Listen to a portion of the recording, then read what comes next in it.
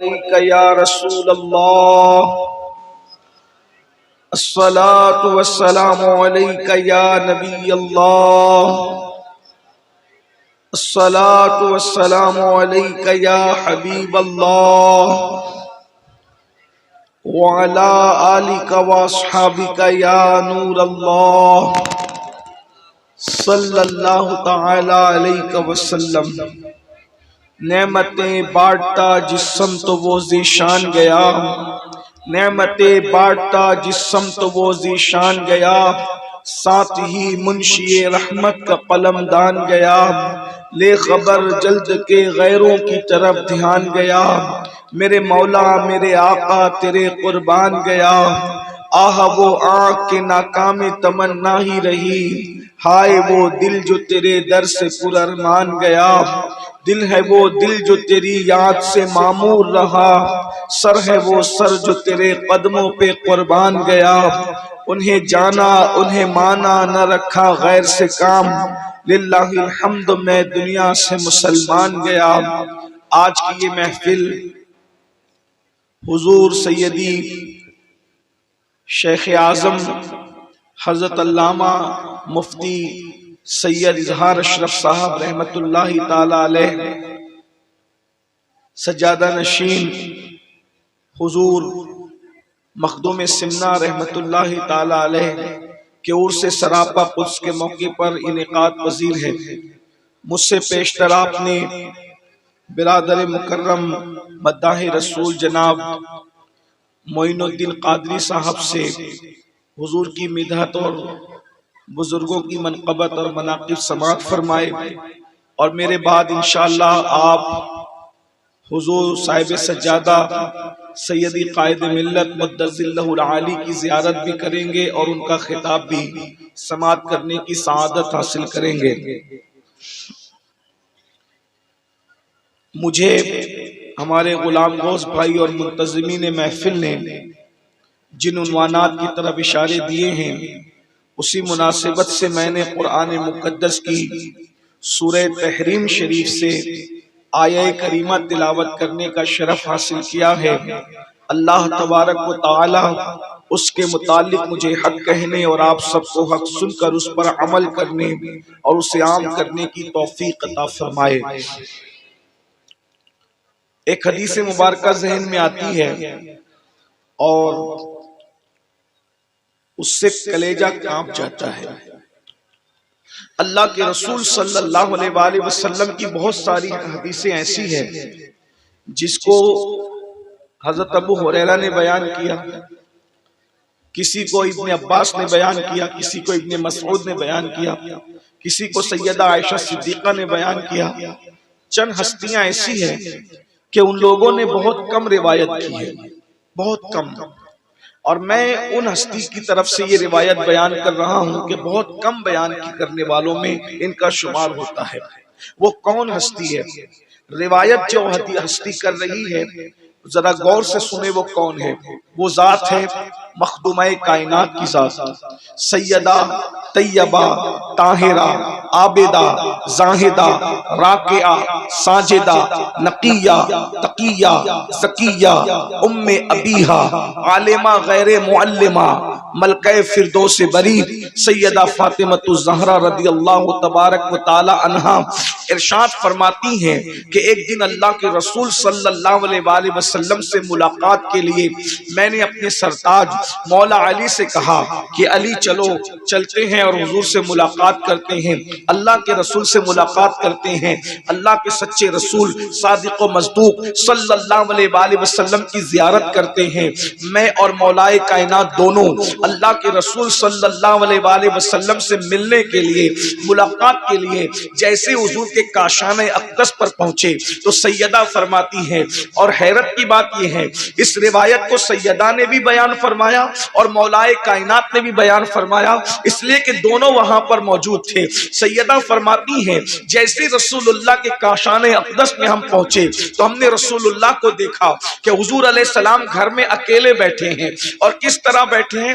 फरमाती है दोनों घुटनों को खड़े किया है और दोनों घुटनों को खड़े करके इस तरीके से घुटनों को अपने हाथों से हल्का किया है और हल्का बना करके हुजूर अपने घुटनों पे सर रख करके रो रहे हैं और हुजूर की दाढ़ी आंसुओं से तर है, मोटे मोटे आंसुओं से अल्लाह के रसूल सल्लल्लाहु अलैहि वसल्लम रो रहे हैं, दाढ़ी आंसुओं से तर हो गई है। अल्लाह के रसूल घर में तन्हा है। अल्लाह अकबर। हुजूर अलैहिस्सलातु व तस्लीम को जैसे इत्तला हुई कि हम आए हैं, हुजूर हमारे इस्तकबाल के लिए खड़े हुए, मगर हुजूर के चेहरे पर आंसू थे। अल्लाह अकबर। थोड़ा महसूस करने वाले महसूस कर सकते हैं, पढ़े लिखों का मजमा है, जानने बूझने वाले लोग मौजूद हैं। अल्लाह अकबर। इस तरह जो बैठने की कैफियत सैयदा फातिमतुज़ ज़हरा बयान कर रही है, ये कोई मामूली कैफियत नहीं है। इंसान इस कैफियत में कब बैठता है? जब इंतहाई गमगीन होता है। वो रसूल जो हर गमगीन के दिलों का चैन है, जो हर बेकरार दिल का चैन है, जो हर बेसुकून दिल का सुकून है, जिसके सदक़े में खुशियां पैदा की गई है, जिनके सदक़े में सबको खुशियां मयस्सर आई है, जिसको जो भी खुशी मिली है वो आमिना के लाल का सदका है। मेरे इमाम कहते हैं उनके निसार कोई कैसे ही रंज में हो, जब याद आ गए हैं सब गम बुला दिए हैं। अल्लाह अकबर। आखिर हर बेचैन दिल का चैन, हर बेकरार दिल का करार। मुस्तफा जाने रहमत बेचैन क्यों है? हुजूर बेकरार क्यों है? हुजूर गमगीन क्यों है? हुजूर क्यों रो रहे हैं? हुजूर अलैहिस्सलाम की आंखों में आंसू क्यों है? एक सवाल पैदा होता है। मोटे मोटे आंसू मिज़का पर सजे हैं, दाढ़ी शरीफ को तर कर रहे हैं, दाढ़ी के बालों को तर कर रहे हैं। सैयदा फरमाती हैं, मैंने पूछा बाबा जान रोने की वजह क्यों है? बाबा जान आप क्यों रो रहे हैं? आपकी आंखों में आंसू क्यों है? अब जरा तवज्जो से सुनना। मेरे आका फरमाते हैं, ऐ मेरी बेटी फातिमा, ऐ सैयदा, अल्लाह अकबर, मैं इसलिए रो रहा हूँ, रोने की वजह यह है कि जब मैं मेराज पर गया था और मेराज पर जाने के बाद मैंने जहन्नम का मुशाहिदा किया। जब मैंने जहन्नम को देखा तो मैंने जो मनाजिर देखे थे वो मनाजिर मुझे याद आ रहे हैं। उन मंजर को मैं याद करके रो रहा हूँ। हाय मेरी उम्मत की तकलीफ, हाय मेरी उम्मत पर अजाब। अल्लाह अकबर। जरा गौर तो करें, जहन्नम के मनाजिर को याद करके मुस्तफा जाने रहमत तन्हाई में रो रहे हैं। लेकिन अल्लाह अकबर, जो लोग जहन्नम में जाने वाले हैं, जिनके जन्नत में जाने का कोई ठिकाना नहीं है, जो जहन्नम के रास्ते को चूज कर चुके हैं, जो जहन्नम के रास्ते को इख्तियार कर चुके हैं, उनको कभी रोना नहीं आता, उनकी आंखों में कभी आंसू नहीं आते। अल्लाह के बंदो, अब जरा ध्यान से सुनो, मैं 2-3 हदीस को मिक्स करके उसके मफ़हूम को पढ़ना चाहता हूँ।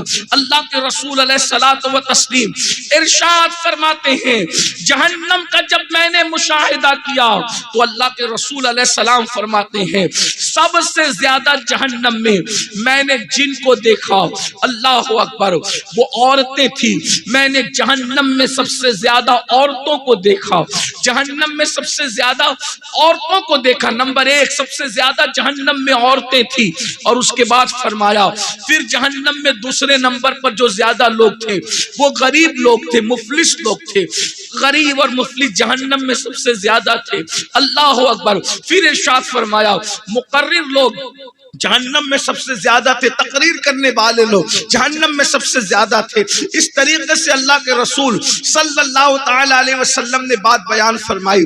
अब आप सोचते होंगे गरीबों को जहन्नम में क्यों डाला गया है? अल्लाह अकबर। तो यार बात याद रखें, कभी कभी गुर्बत, मुफलिसी इंसान को कुफ्र तक ले जाती है। अच्छी तरह याद रखना, इसलिए गुर्बत की चक्की से निकलने की कोशिश करो, मुफलिसी के चक्कर से निकलने की कोशिश करो। जितना वक्त हम गेम्स में सर्फ करते हैं, जितना वक्त हम मोबाइल में लगाते हैं, जितना वक्त हम फजूल कामों में लगाते हैं, उतना काम हम तिजारत में लगाएं, माल कमाने में लगाएं, ताकि हम मालदार बने।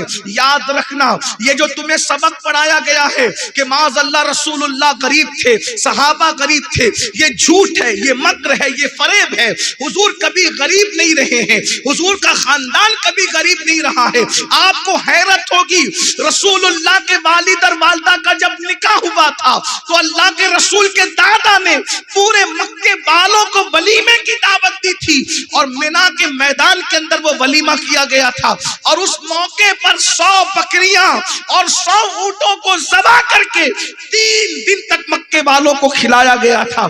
आपसे पूछना चाहता हूं, क्या गरीब लोग इस तरीके की दावत कर सकते हैं? क्या गरीब लोग इस तरीके का खाना कर सकते हैं? हाँ, हालात कभी आते जाते रहे हैं, हालात बदलते रहे हैं। और एक बात मुझे बताओ, अल्लाह अकबर, पेट पे पत्थर बांधा है उम्मत की तालीम के लिए, 3-3 महीना घर में चूल्हा नहीं जला है उम्मत की तालीम के लिए, लेकिन ये खानदान बड़ा मालदार खानदान था। हालात आते जाते रहते, मुझे उसका इनकार नहीं, हुजूर गौसे पाक मालदार थे। इसी तरीके से हुजूर गरीब नवाज रज़ी अल्लाह तबारक व तआला के दरवाजे पर तो बड़े बड़े बादशाह सवाली बन करके आए, उनके ज़ाहिरी हयात में भी और आज भी दुनिया उनके दरवाजे पर कासे गदाई लेकर के खड़ी है और जिनको मिलता है वो बिला मुबाल का पुकार पुकार कर कहते हैं, हाँ जय हिंद वो दरबार है आला तेरा, कभी महरूम नहीं मांगने वाला तेरा। और हमारे मखदूम, हमारे मुर्शिद हुजूर मखदूम अशरफ समदानी तो खानदानी बादशाह थे। अल्लाह अकबर, पूरा खानदान बादशाह है। बल्कि आप फरमाया करते थे, महमूद गजनवी का खानदान हमारे खानदान का गुलाम है। इस तरीके से मखदूम साहब फरमाया करते थे। लोग दीन ठुकरा देते हैं तख्त व ताज के लिए, हमारा मखदूम वो है और जिसका उर्स है उसके दादा वो है।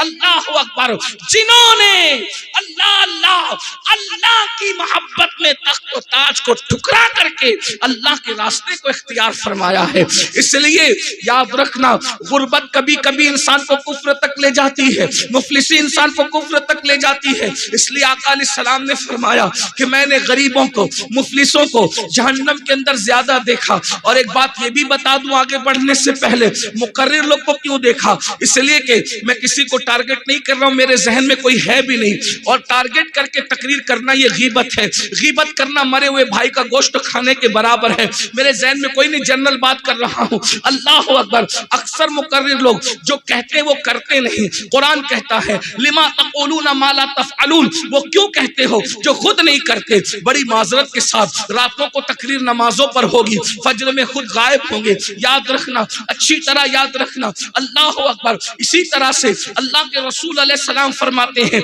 वो मुकर्रिर जो फितना परवर होते हैं उनके होठों को जहन्नम में आग की कैंची से मैंने कटते हुए देखा है। अल्लाह अकबर, इसलिए फितने की बात न करो और फितना होने मत दो। पूरी उम्मत इस बात पर मुत्तफिक थी कि अल्लाह के रसूल जिंदा हैं, तू जिंदा है वल्लाह, तू जिंदा है वल्लाह। मगर फितना परवर मुकर्रिर आते हैं और आने के बाद ये शक डालते हैं कि नबी माज़अल्लाह मर कर मिट्टी में मिल गए।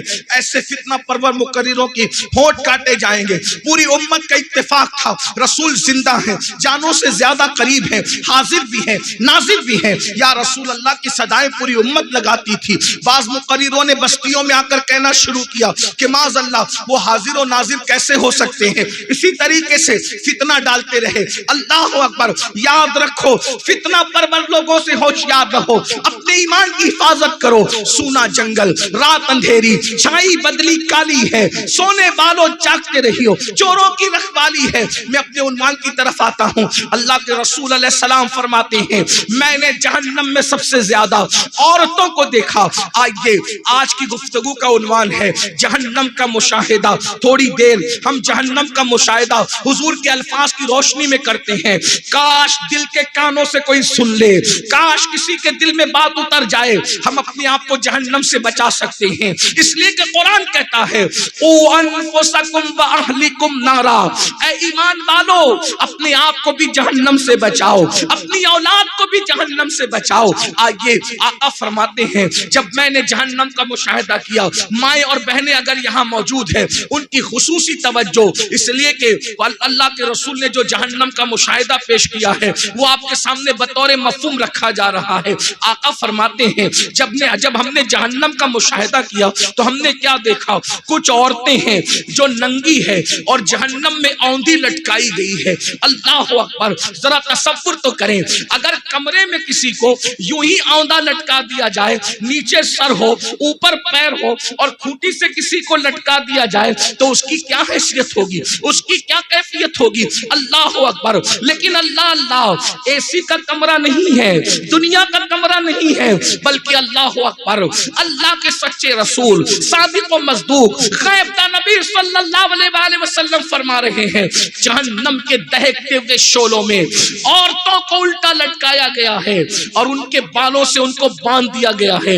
کیا عورتیں سوچتی نہیں ہیں لوگ اپنے آپ پر رحم کیوں نہیں کرتے؟ لوگ اپنے آپ پر رحم کیوں نہیں کرتے؟ یاد رکھنا، یہ کسی مولوی صاحب کی گفتگو نہیں ہے کہ اس میں آپ دائیں بائیں ہو سکتے ہیں، یہ کسی مفتی صاحب کا قول نہیں ہے کہ آپ اس میں تعبیر کر سکیں، یہ کسی سیاسی لیڈر کی گفتگو نہیں ہے اس میں شک کر سکے، یہ کسی جلسے کے نقیب کی گفتگو نہیں ہے اس کو مبالغہ آرائی پہ محمول کر سکے، یہ اس رسول کا فرمان ہے جس کے بارے میں قرآن کہتا ہے وَمَا يَنْطِقُ عَنِ الْهَوَىٰ إِنْ هُوَ إِلَّا وَحْيٌ يُوحَىٰ۔ یہ وہ رسول ہیں جو اپنی مرضی سے کچھ نہیں کہتے، اپنی طبیعت سے کچھ نہیں کہتے، اپنی خواہش سے کچھ نہیں کہتے، زبان ان کی ہوتی ہے، کلام خدا بند قدوس کا ہوتا ہے۔ ذرا بہنوں کی توجہ، لرز جاؤ، تمہارے اور میرے سچے رسول فرما رہے ہیں عورتوں کو جہنم میں اوندھے منہ لٹکایا گیا ہے، ان کے بالوں سے ان کو باندھ دیا گیا ہے۔ میں نے جب ان کی چیخ اور چلانے کی آواز سنی، آقا فرماتے میں نے جبریل سے پوچھا اے جبریل یہ کون عورتیں ہیں، اس عذاب میں کیوں گرفتار ہے؟ تو جبریل امین عرض کرتے ہیں یا رسول اللہ صلی اللہ علیہ وآلہ وسلم، یہ آپ کی امت کی وہ عورتیں ہیں جو دنیا کے اندر بے پردہ رہتی تھی، اجنبی مردوں سے باتیں کرتی تھی، اجنبی مردوں سے اپنے تعلقات بناتی تھی۔ اللہ اکبر، تین باتیں کہیں جا رہی ہے۔ اللہ اکبر، نمبر ایک بے پردہ رہتی تھی۔ آج دیکھ لیجئے عورتوں کو پردے کی بات کرو تو عورتیں کہتی ہیں مولوی لوگ جب دیکھو جب پردے کی بات کرتے ہیں۔ یاد رکھنا، اور انٹرنیٹ کا دور ہے، نیوز چینلوں کا دور ہے، سوشل میڈیا کا دور ہے، اس نیوز چینلوں پہ بات کی جاتی ہے کہ عورتوں کو پردے میں رکھنا ظلم ہے، یہ ہے زیادتی ہے۔ ہم ان کو کچھ نہیں کہتے اس لیے کہ ہم ان کو کچھ کہہ بھی نہیں سکتے اور ہمیں ان کو کچھ کہنا بھی نہیں ہے، لیکن میں اپنی بہنوں سے کہتا ہوں کس مذہب میں عورت کی کیا حیثیت ہے یہ مذہب کے لوگ جانے۔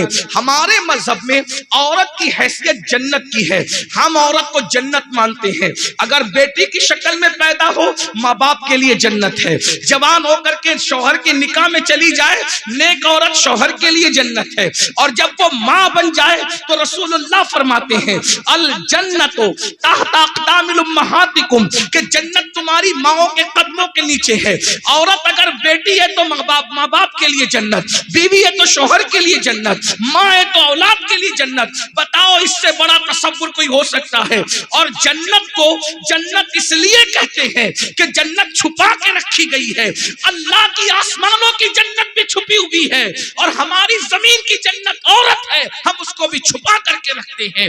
اللہ اکبر، ہمارے عورت جنت ہے، جنت کس کے یہاں کیا ہے؟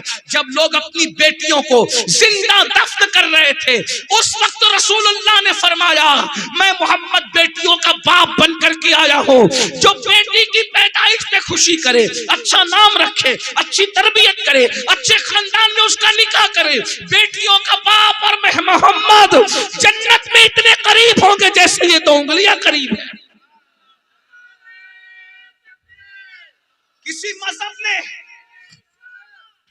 مذہب نے عورت کو یہ مقام دیا ہو تو بتاؤ، کسی مذہب نے عورت کو یہ مقام دیا ہو تو بتاؤ۔ اللہ کے رسول علیہ السلام فرماتے ہیں جب سفر سے آیا کرو کوئی نہ کوئی تحفہ لایا کرو، جب سفر سے آیا کرو کوئی نہ کوئی تحفہ لایا کرو، اور جب تحفہ لایا کرو تو پہلے بیٹوں کو مت دیا کرو، پہلے بیٹیوں کو دیا کرو۔ حضور تحفے کے لیے فرما رہے بیٹیوں کو دیا کرو، اس لیے کہ اگر 3 بیٹیاں ہیں ایک بیٹا ہے بیٹے کی اہمیت زیادہ ہوگی۔ آقا فرماتے ہیں تحفہ لانا تو پہلے اکلوتے بیٹے کو مت دینا، بلکہ جو 3 بیٹیاں کھڑی ہے نا ممتا کی مورت بن کر ان کو دینا. اس لیے کہ آقا فرماتے کیا فرماتے, توجہ فرمائے, فرماتے بیٹیوں کا دل بڑا نازک ہوتا ہے, بیٹیوں کا دل بڑا نازک ہوتا ہے. پہلے بیٹے کو دیں گے اور بیٹی کو بعد میں دیں گے تو بیٹی کا دل ٹوٹ جائے گا. جس نے بیٹی کا دل توڑ دیا اس نے مجھ محمد کا دل توڑ دیا. اللہ اکبر. غور فرمائے, جب لوگ اپنی بیٹیوں کو اپنے ہاتھوں سے زندہ دفن کر رہے تھے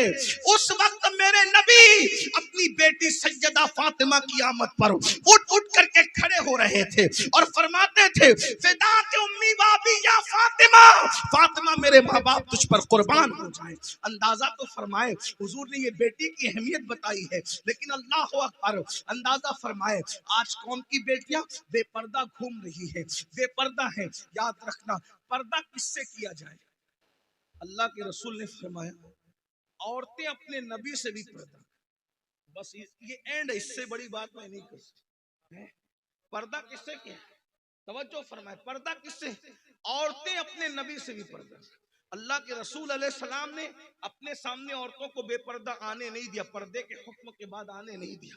اب آپ سے پوچھتا ہوں, عورتیں بعض مقام پر کہتی ہیں بڑی ہوشیاری سے مولانا پردہ تو آنکھ میں ہونا چاہیے, منہ پہ پردہ ڈالنا کوئی ضروری نہیں. تو میں نے کہا کیا صحابیہ کی آنکھوں میں پردہ نہ تھا؟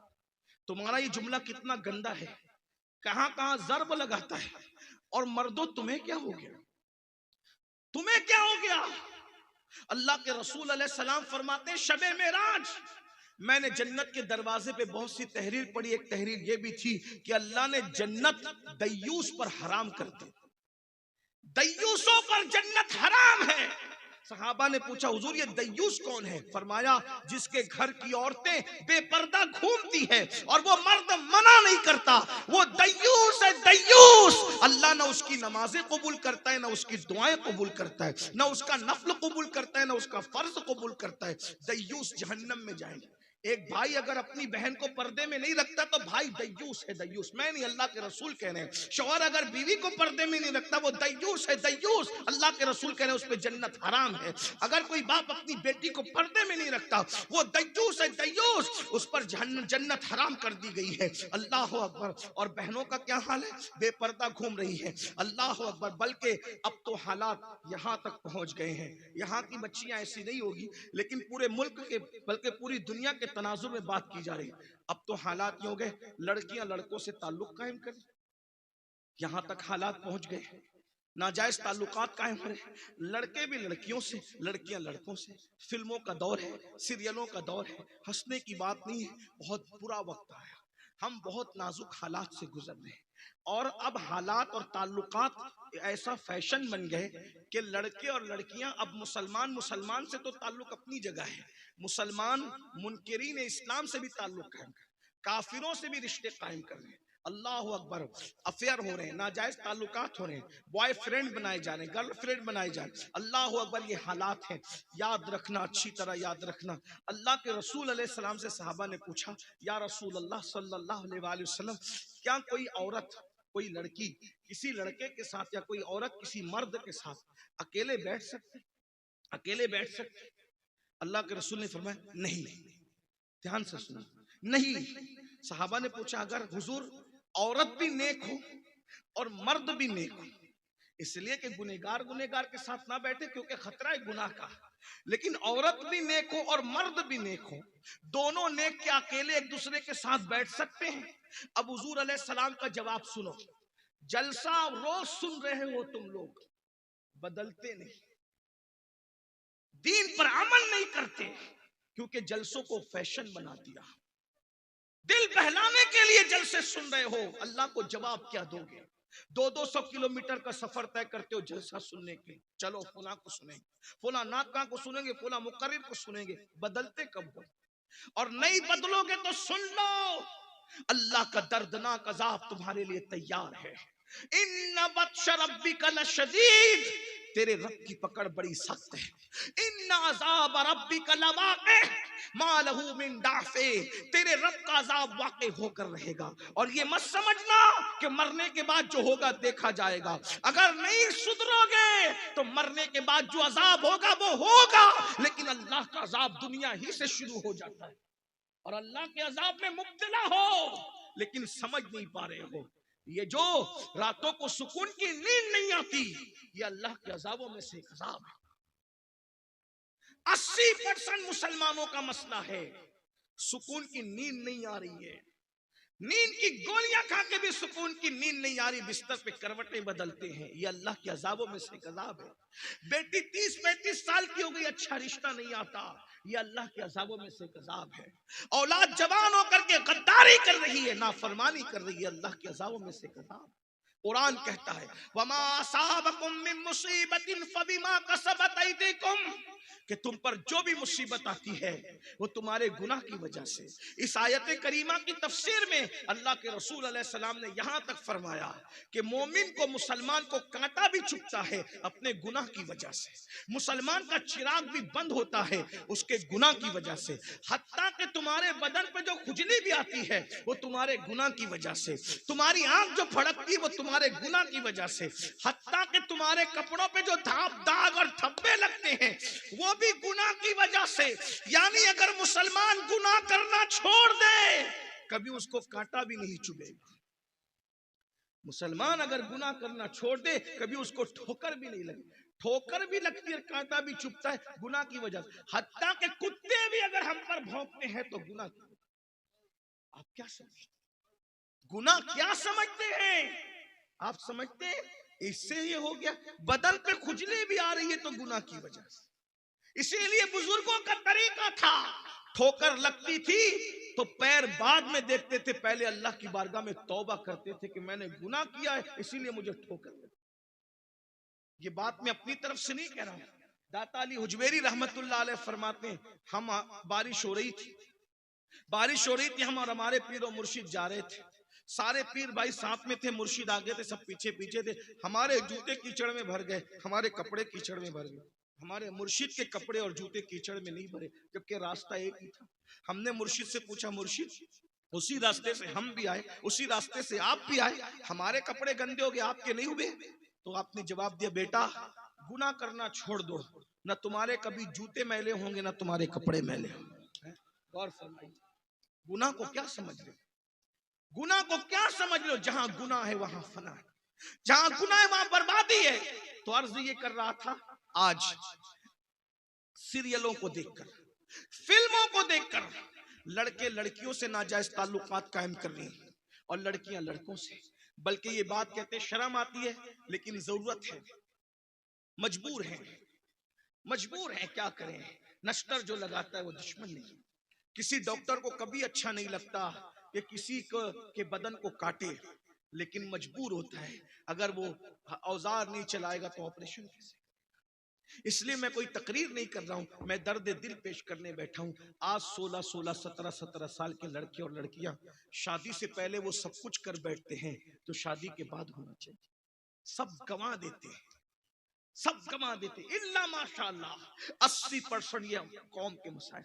ماں باپ رو رہے ہیں، شریف ماں باپ چھپ چھپ کے رو رہے ہیں، اولاد کیا کہاں چلی گئی، کس راستے پہ چلی گئی، انٹرنیٹ کے جنگل نے کس راستے پہ ڈال دیا، اور قوم کی بیٹیاں آج ناجائز تعلقات تک پہنچ گئی۔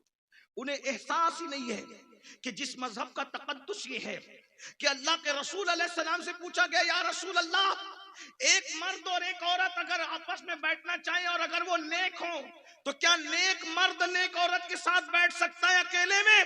تو آقا فرماتے ہیں اگر وہ عورت مریم کی طرح ہو، مریم ہو، اور وہ مرد یحییٰ کی طرح نیک ہو، تو میں مریم اور یحییٰ کو بھی قرآن پڑھنے پڑھانے کے لیے ایک ساتھ اکیلے بیٹھنے کی اجازت نہیں دے سکتا۔ آج ہے ہماری بیٹیوں میں کوئی مریم، آج ہمارے بیٹوں میں کوئی معاذ اللہ معصوم ہے یحییٰ علیہ السلام کی طرح؟